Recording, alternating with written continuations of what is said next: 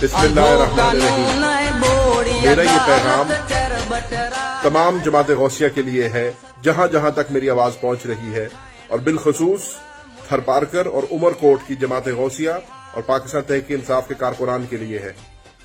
आज पाकिस्तान तहरीक इंसाफ के 28वें यौम तासीस के ऊपर आपने जो पुरअमन एहतजाज की कॉल दी है, उसमें मैं सबसे पहले तो आपका शुक्रिया अदा करना चाहूंगा और इस बात का इतराफ करना चाहूंगा कि पिछले 28 साल में जो चेयरमैन इमरान खान साहब की कुर्बानियां हैं, जो जद्दोजहद है, आज मौका है उसको सेलिब्रेट करने का, आज मौका है उसको इतराफ करने का।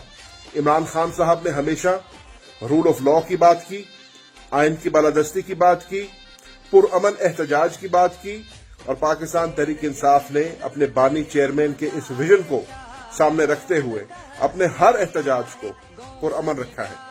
हमारी जंग हकीकी आजादी की जंग है। हमारी जंग अपने हसूल इक़्तिदार की जंग नहीं, अपने आइन और कानून की बालादस्ती की जंग है, अपने हकूक को हासिल करने की जंग है, और इंशाअल्लाह इसके अंदर हम पुरअमन तरीके से अपना किरदार अदा करते रहेंगे। आज हम इस एहतजाज में 2 मुतालबे कर रहे हैं। पहला मुतालबा ये कि हमारे कायद, हमारी बानी चेयरमैन इमरान खान साहब और हमारे नायब कप्तान मखदूम शाह महमूद कुरैशी को फिलफौर रिहा किया जाए।